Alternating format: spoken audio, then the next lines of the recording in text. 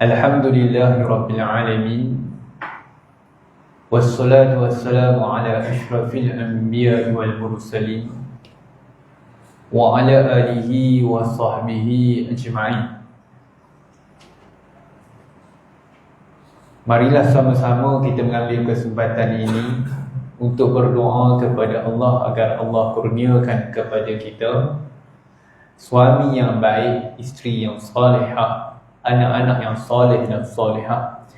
Dijauhikan kita daripada sebarang penyakit berjangkit, penyakit yang berbahaya. Seterusnya, paling penting kita doakan agar amalan kita senantiasa diterima oleh Allah Subhanahu wa ta'ala.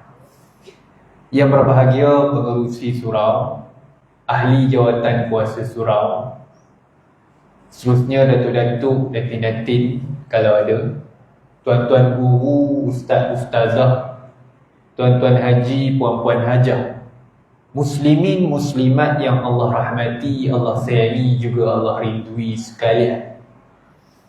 Alhamdulillah, bertemu lagi sekali tuan-tuan, puan-puan, bagi membicarakan topik berkaitan dengan harta.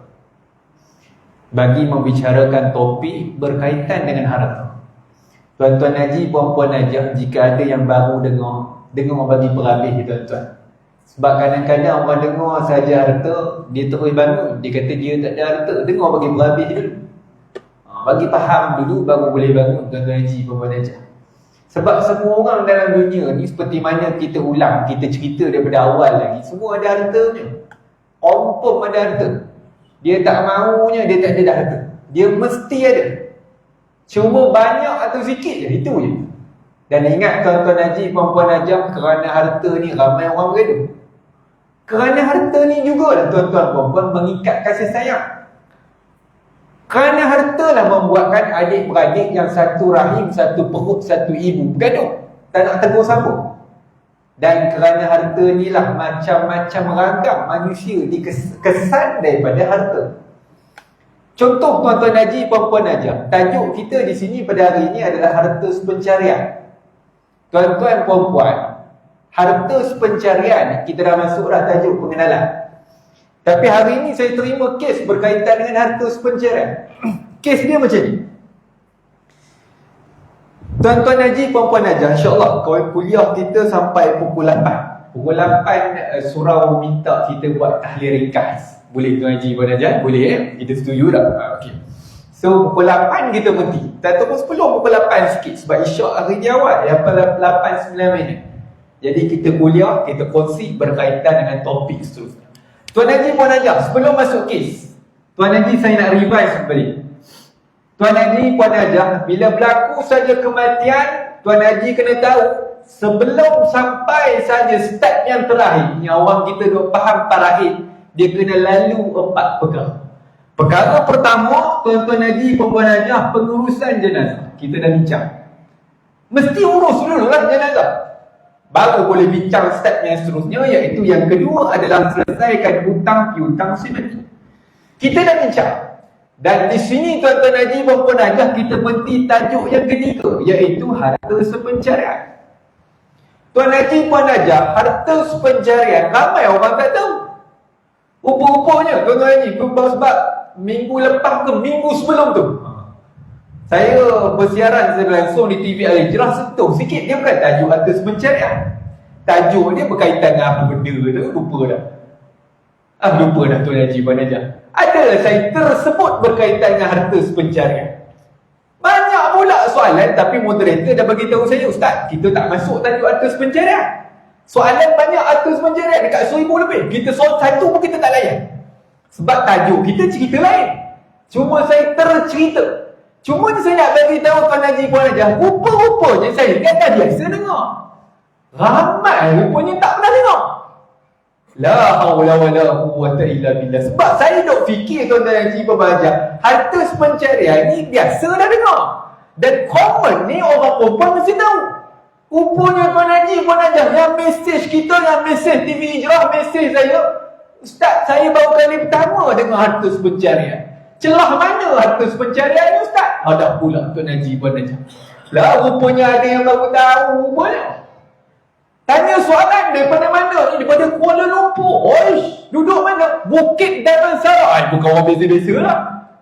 Bukan jangan, kalau dia duduk dekat hulu Kepoi, contoh tu nanti kau ajar, bukan nak kenal orang.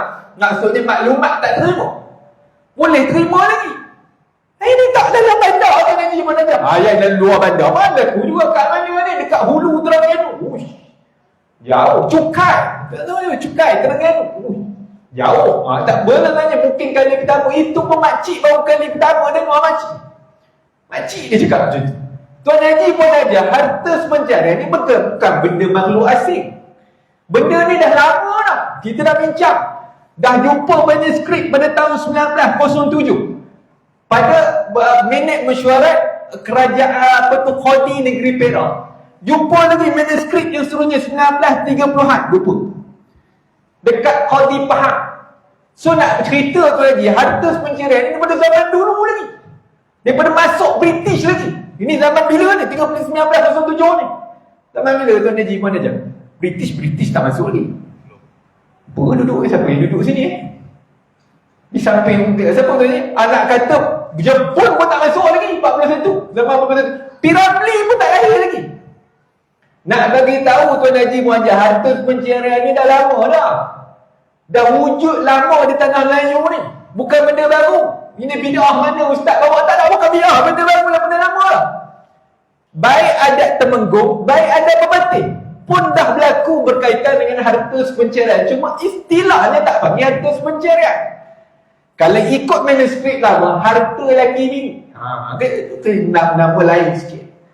Manakala adat Pepatih tidak aja dijumpai sebarang manuskrip. Maklumlah Tuan Haji pun ajar adat Patih ni, dia adat-adatnya, dia ada ketua-ketua adat tu. Dia tidak membukukan. Itu masalah ada sikit lah adat Pepatih.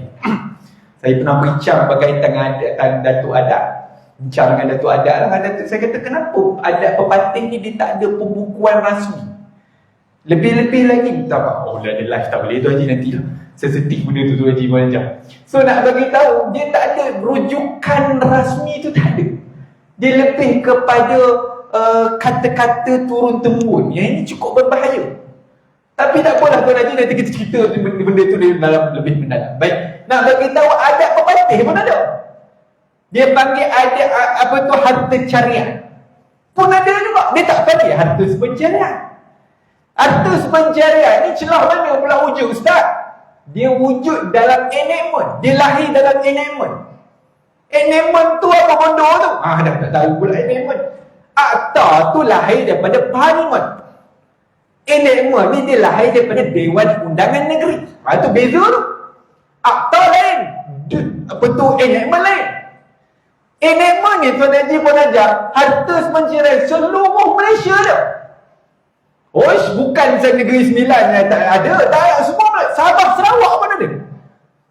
Nak bagi tahu Tuan-tuan Haji, puan-puan ajar, harta sepencerian ni tak asing lah. Cuma orang kita tak belajar.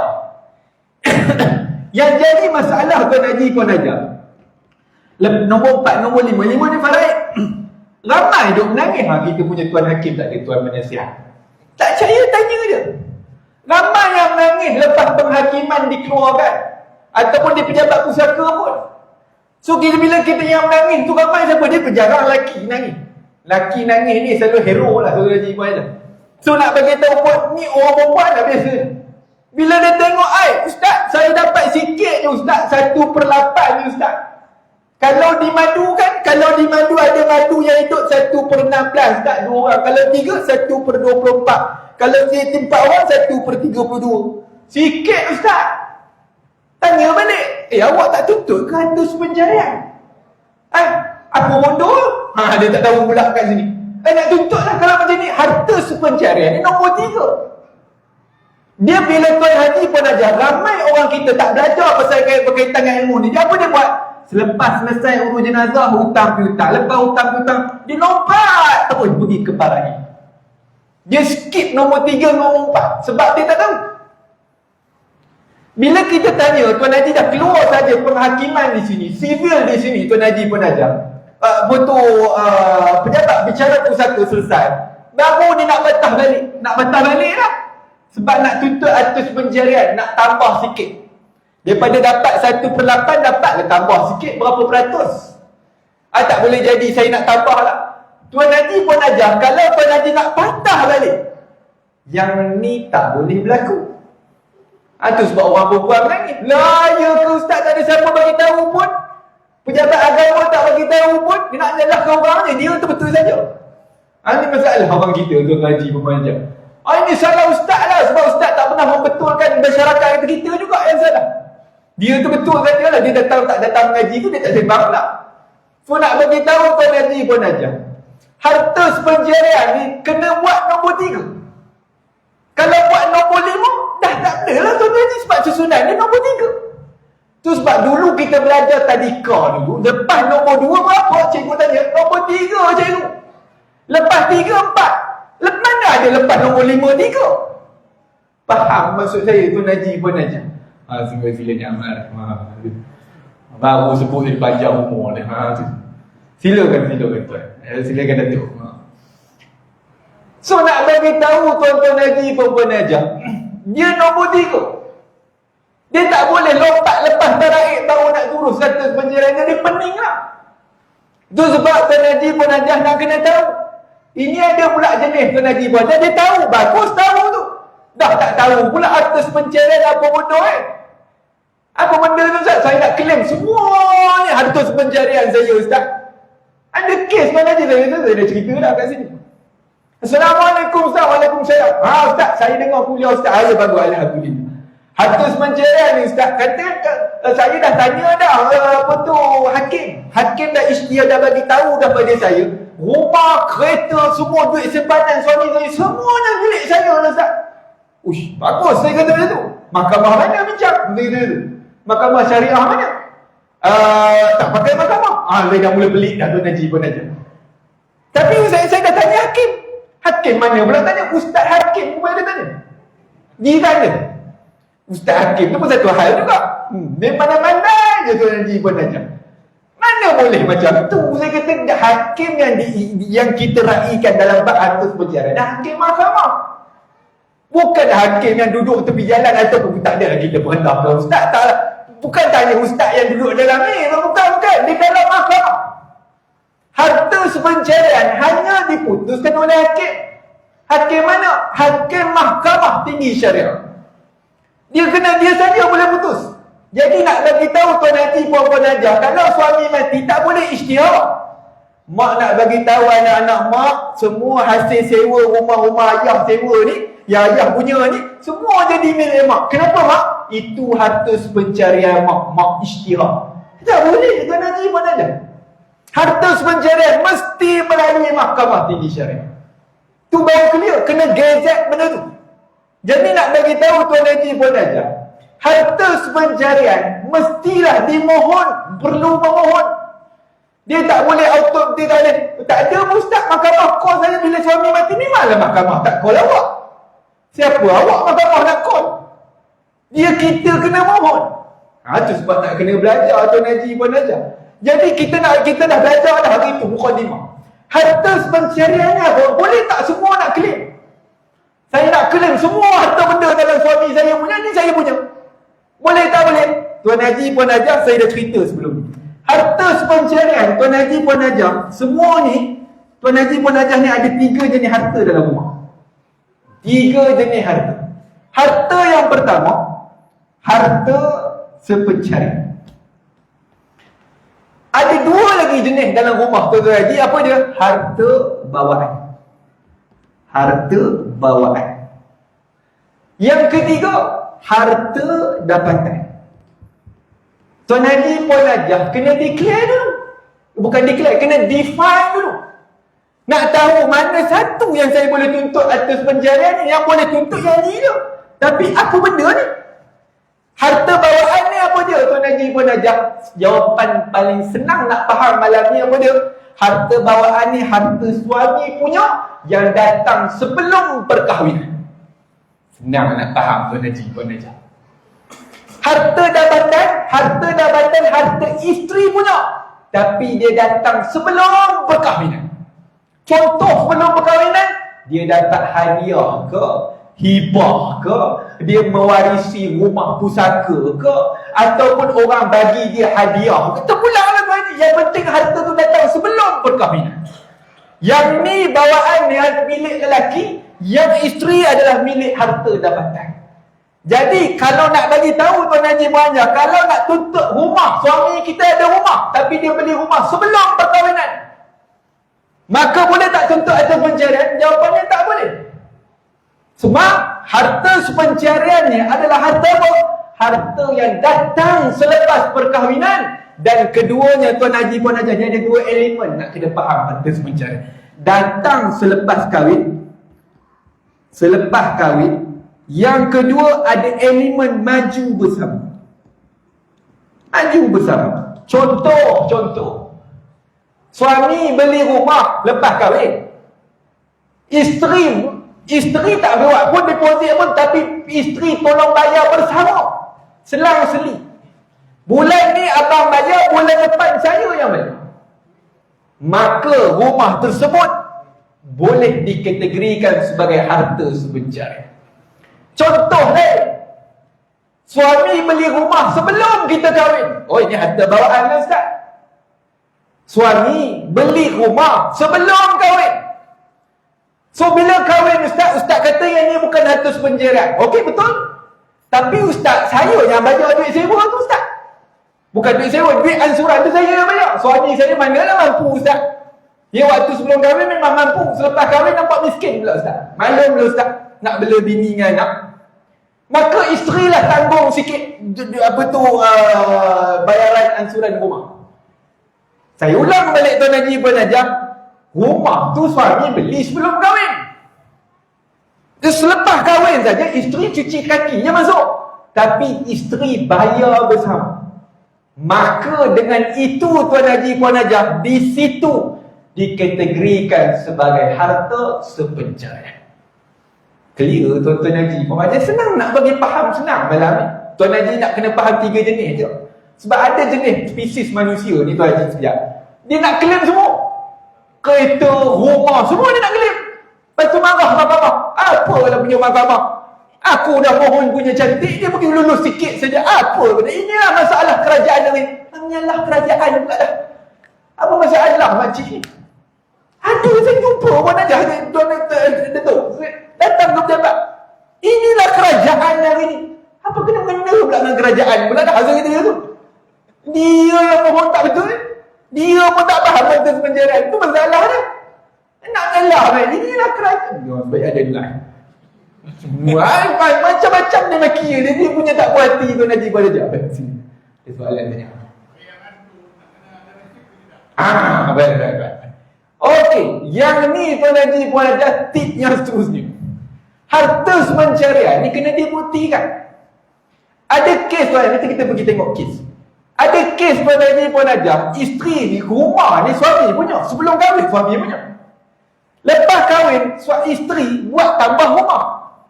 Berlaku ni datang ke pejabat saya.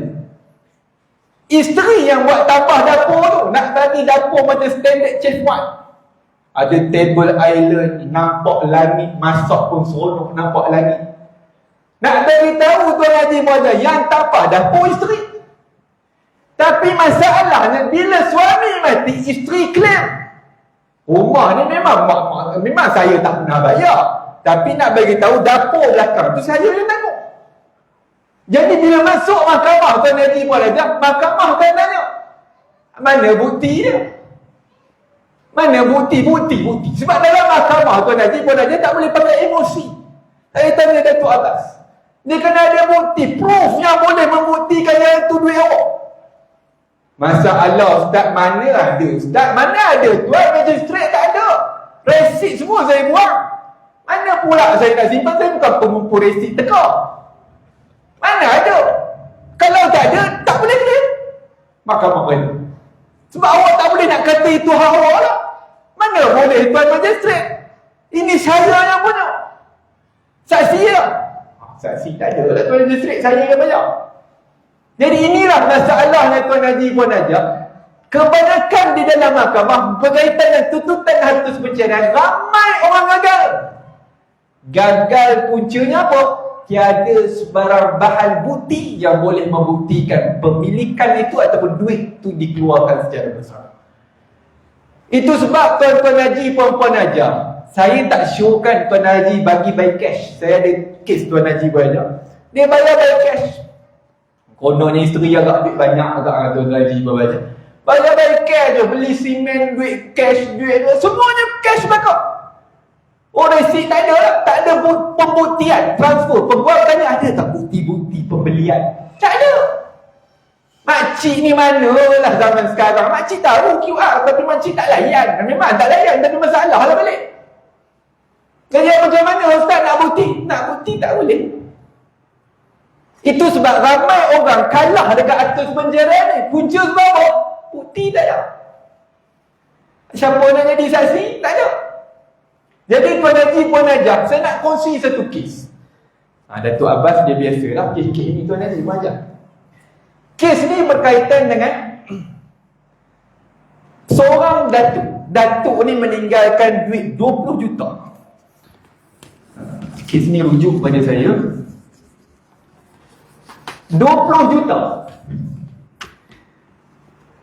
Datuk ni mati. Maaf tu haji. Datuk ni mati meninggalkan isteri kedua. Isteri kedua ni tak ada anak. Isteri pertama ada anak tapi mati dah. Mati dulu. Ada anak 3 orang. 2 lelaki, seorang perempuan. Datuk ni ada aset lebih kurang 20 juta. Saya ada kongsi kat TV tu. So tuan haji pun ajar nak bagi tahu cerita dia.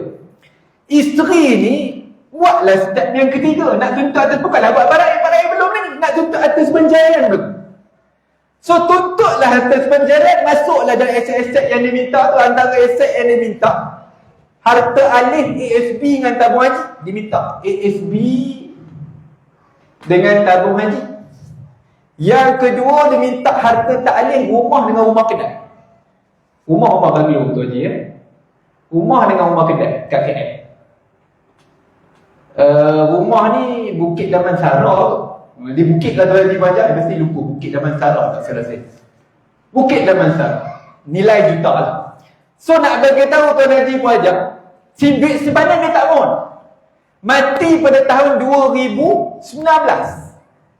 Bulan 7 suami dia mati 2019. Isteri ni tuntut bulan 9. Harta sepencarian, bulan 12. Bulan 12 2019, sebelum Covid. Keputusan baru keluar pada bulan 7, 19 hari 7 2024. Ulama tu haji. 19 hari bulan 7 2024, Mahkamah Tinggi Kuala Lumpur, Syariah Kuala Lumpur. Cerita dia tuan haji puan ajak, isteri ni dia rujuk pada saya sebab dia tuntut kedua-dua ni jawapannya gagal. 1 sen pun tak dapat itu. Saya baca alasan penghakiman. Rupa-rupanya tuan haji puan ajak, dia ada cerita di sebenarnya. Cerita dia dan dia tuntut semua ni, alasan penghakiman kata pemilikan dah tak ada.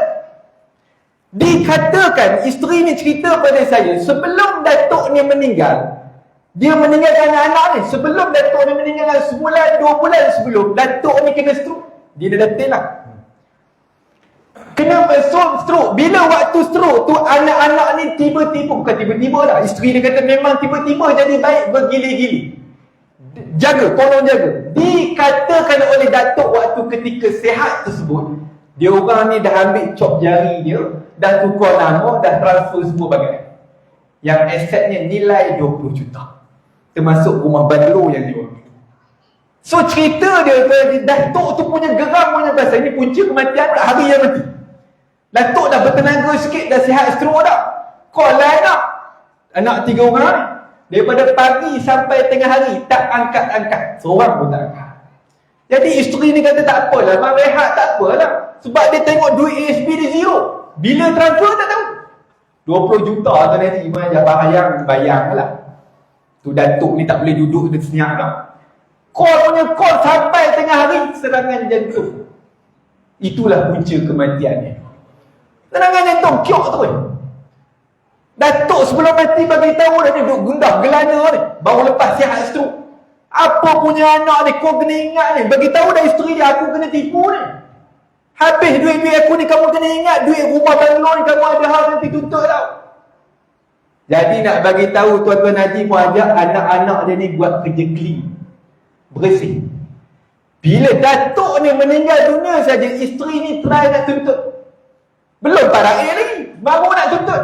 Harta pencarian. Yang dia sedih tuan-tuan Haji pun ajak bulan 7 hari tu.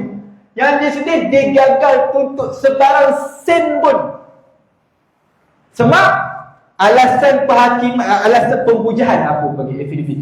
Apa tu alasan dia yang dikemukakan, dia kata datuk ni mengaku depan dia bahawasanya anak-anak dia tipu tanda tangan. Hakim tanya ada bukti. Tak ada. Dia je dengan datuk dalam bilik tu. Ada kamera? Tak ada. Rakaman suara pun tak ada.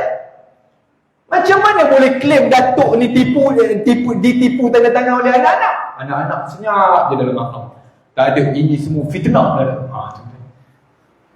So lawan punya lawan cerita ni tuan Haji, dia kalah. Isteri ni kalah. Harta pencarian kalah, sekarang ni sesen pun dia tak boleh dapat dah. Bak paraik pun tak ada apa benda nak paraik. Semua dah bersih. Dah tukar nama semua dah transfer semua tak ada dah. Dan hakim kata, alasan hakiman kata, pemilikan tu telah berubah daripada dia ni sampai kepada anak-anak. Dah berubah. Maka isteri ni dah tak ada boleh hak tuntut hak untuk harta pencarian. Sebab datuk ni dah bagi awal-awal siap-siap kepada anak-anak. Walaupun isteri ni kata benda tu tipu, tapi dia tak ada bukti Tuan Haji Puan Najah. Siapa kesian? Siapa nak kesian kat Puan Najah? Mana ni kat datin ni tak ada ustaz. Saya nak duduk mana ustaz? Nak duduk apa? Tak tahu saya. Dia nak buat rayuan. Dia buat rayuan. Dia tanya saya, ustaz boleh tak saya nak rayu? Silakan. Buat perempuan minta tanya saya, perempuan pun satu hal pula lah, benda saya pula. Perempuan tu minta rujuk pada saya. So dia kata, ustaz saya nak rayu, saya nak fight habis-habisan. Saya nak tanya Datuk Abbas itu.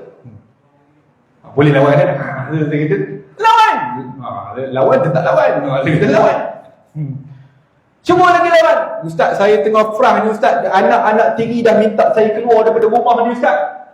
Saya dah tak ada apa, kereta semua dia orang ambil semua tak ada lah ustaz. Tapi isu dia apa? Nak bagi tahu Tuan Haji pun ada. Isu dia bukti. Ayah nak lawan. Tapi boleh tak rayuan? Silakan. Dia kata, ada duit. Saya bayar peguam saya tambah lagi 8,000 ustaz. Silakan. Itu je saya bagi tahu. Tapi Tuan Haji pun ada nak cerita dekat sini, nak ambil iktibar. Penting bukti ni.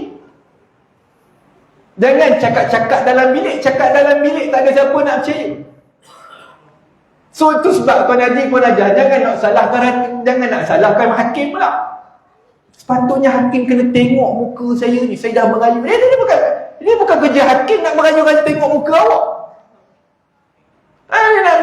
Saya nak jumpa hakim, tak boleh. Puan jangan buat perangai macam tu lah. Nak bagi tahu tu lah. Nasib baik ni bukan Datuk Abang. Kalau dia kenal dia kacau pula, dia nak datang pula kuliah malam ni jumpa Datuk Abang. Tak boleh. Saya kata macam tu nak bagi tahu Puan Najah lawan mesti lawan dalam mahkamah dalam bentuk pembuktian. So nak bagi tahu Puan Najah, harta pencarian ni basicnya apa? Kalau nak tuntut, simpan resit siap-siap. Simpan resit siap-siap. Tak ada rugi pun Tuan Haji Puan Najah. Janganlah simpan resit je. Dia kena photostat sebab hari dia lama-lama dia terpadam. Kabar benda tu. Kena simpan resit Tuan Haji Puan Najah, simpan, jaga je. Takut nak claim, itu belum cerita isteri kedua lagi. Tiba-tiba mati suami isteri kedua dia. Bila pula abang kahwin? Baru berlaku Datuk Abbas, dia sepak ni mayat ni. Oh, cerita betul Tuan Haji. Suami dia kahwin senyap, agaknya ceritanya lah.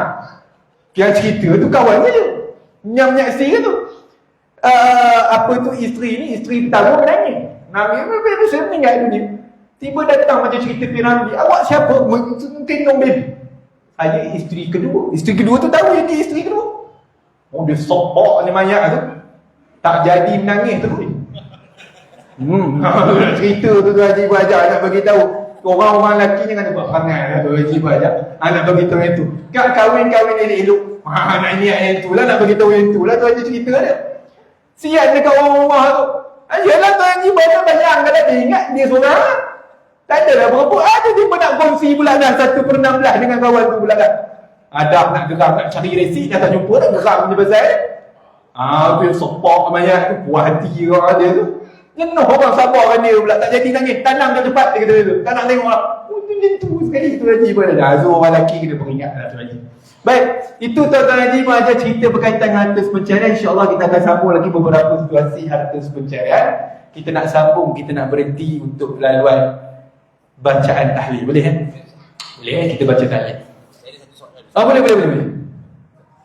Kalau Ustaz kata tadi macam harta dapatan dengan harta sepencarian, Okey. dengan harta bawaan. Okey. Saya kata si isteri tu, contohlah saya bagi contoh si isteri, dia dapat harta selepas kahwin. Selepas kahwin. Tapi harta tu adalah merupakan pemberian daripada orang tua dia. Ya. Di mana? Harta, okey. Saya ulang balik bagi clear tu Haji. Harta bawaan, dapatan dan juga harta sepencarian. Harta bawaan ni yang suami punya, datang sebelum perkahwinan melalui pemberian hadiah ataupun dia beli sendiri ataupun melalui pewarisan pusaka. Manakala harta dapatan milik orang perempuan, perempuan tu beli orang rumah, kita dah beli bang kemas tu lama dah. Loket, bayanglah kalau ni bukan loket kedekut tu, loket. So nak bagi tahu tu ni orang suami boleh tak tuntut? Tak boleh tuntut lah. Sebab itu bukan harta sepencarian. So nak bagi tahu tu ni nak tuntut tu Ustaz paratnya yang keliru pula. Ustaz parat usuk macam tu tak payah parat dah. Parat cerita lain. Ini kita cerita step yang ketiga iaitu harta sepencarian. Nak tuntut boleh atau tidak? Yang tu je. Sebab parat ni memang dah bilangan 1/6, 1/4, 1/8 dah.